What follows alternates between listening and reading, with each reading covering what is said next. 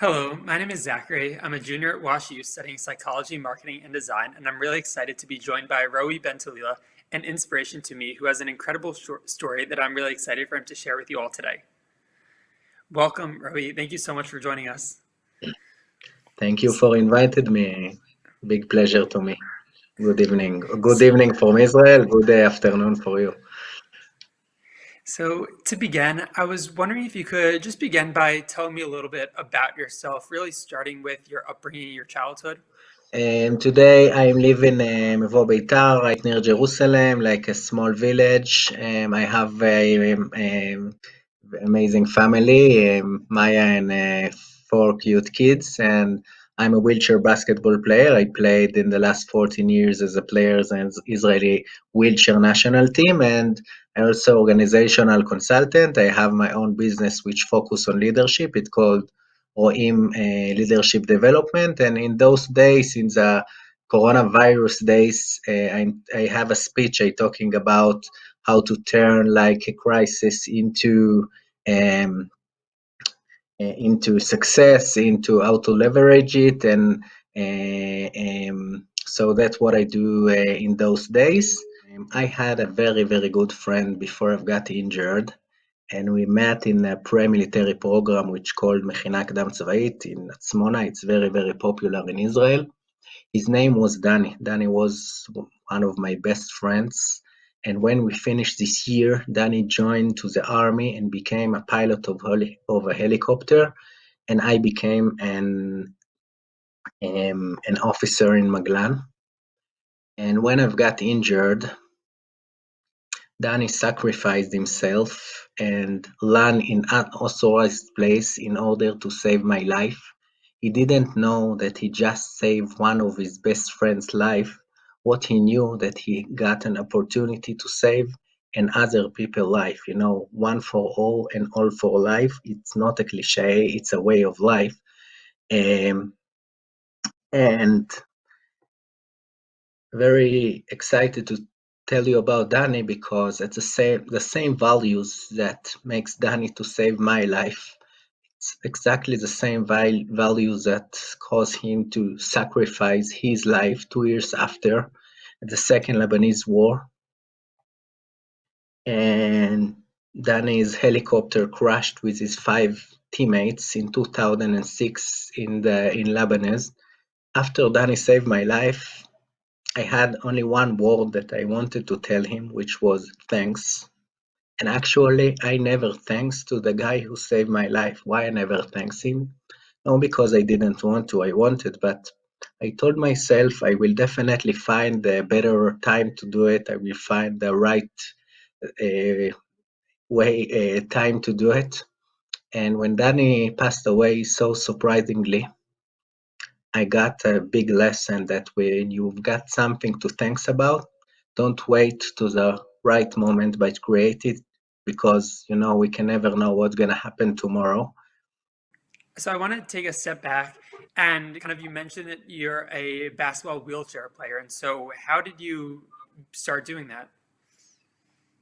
Wow. Today it's very weird times with the Zoom because you can see only my face, but usually I'm sitting on a wheelchair. It's a part of my identity. And for me, it's very special period because I can show my face and only my face. It's very significant for me. I got injured when I was almost 23. I served as an officer in an elite unit called Maglan in the middle of operation that I led as an officer in order to arrest a terrorist in a Palestinian city called Jenin. It was, very hard time in Israel. It was 2004, the second Intifada. In Israel, the picture which represents the second Intifada, it's the burned buses. Terrorists were just bomb themselves at the middle of our cities, and our main mission as Maglan warriors was to arrest all of those terrorists, not while they are already walking in our um, street and plan to do a terror attacks, but when they are still in their houses, and our main mission was to arrest them. And I've got injured when I led an operation in a Palestinian city. Another soldier from another unit made a huge mistake and recognized me as a terrorist that we were looking for. And I was for a week I was unconscious. Nobody knew if I will stay alive or not. And I woke up to a new reality, to a new situation. From one day you are like an officer in an elite unit, and the day after you are handicapped, you are paralyzed. I remember until today the moment that I couldn't move my legs. It was very, very weird moment. And for a long time, I was very, very sad person. I was maybe probably depressed. I don't really know because formally I don't know because I I've been hospitalized in Tel HaShomer Hospital for 6 months. It's like a school for a new life. I will have to relearn again how to swim, how to drive, how to deal with a wheelchair. And those time I was very, very sad person. I think that people were, my friends and family tried to get close to me, but I didn't let them. And I met in those time a lot of psychologists and social workers. By the way, great people, all tried to help me. And they told me that I can be also, like a father and also handicapped, also a worker and also a disabled. But actually, I didn't believe them. Why? Because I told myself, what do they really know? They are healthy and I will never be like them. Months after I got injured, one of the doctors in the rehabilitation center, he wanted to show me that I can play, like make a tour together, and showed me that I can play wheelchair tennis, table tennis, to dance, to swim, to paint, to draw, whatever they doing in Bet Elochem. But actually, it was very, very bad tour because we stuck at the first station that at our first station, which was the wheelchair basketball court.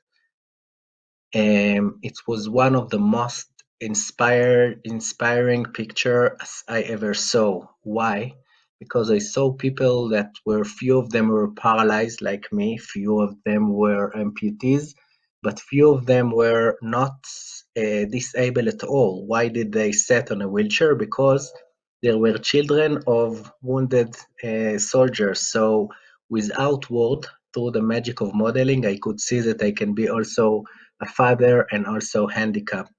I saw people who turn off their formal uniforms from work and turn on their basketball jerseys. So without word, through the magic of modeling, I could see that I can be also a worker and also a handicap.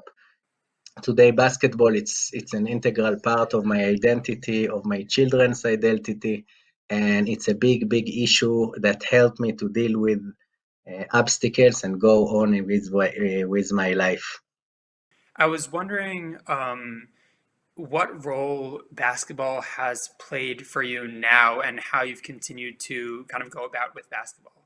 In the every Israeli knows that the first lesson in the army, in the boot camp, it's one for all and all for one. And I think that this theme, it's an very, very, for me, it's not only a slogan and it's not only a cliche, as probably as you can see, the rest of my life story, it's an integral part of almost every station I met or I went through. And the wheelchair basketball for me, so first of all, I didn't play basketball for a long time because of the coronavirus, but and I miss it very, very much. When you sit all the day in a wheelchair, so that's your way to burn calories and move and break your the way you sit, and also the social experience, which is very, very important for me. But I played basketball 14 years with the the Israeli wheelchair national team, I played in 6 European Championships. The last one was in 2019 in Poland. We tried to achieve the credit to the Paralympics game. Unfortunately, we didn't do that. But basketball, it's not only the result, but it's mostly the process.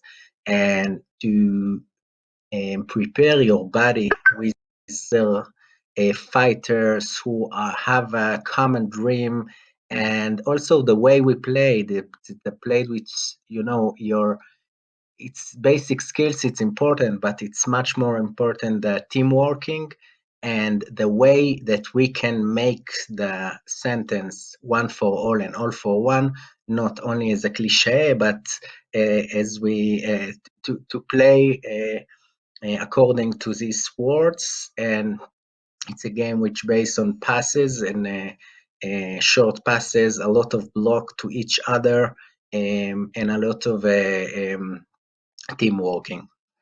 And today I deal with leadership. I learn a lot about leadership. I made my second degree at organizational consultant at the college management in Israel, and I even was twice at Harvard Business School, which probably considered as the best school for leadership, for business leadership. But I think that the biggest school for me was definitely the wheelchair basketball court. We're so happy to have you take part in the Israel Summit, and it's been incredible talking with you. Thank you very much. Thank you, Dak. It was nice to meet you.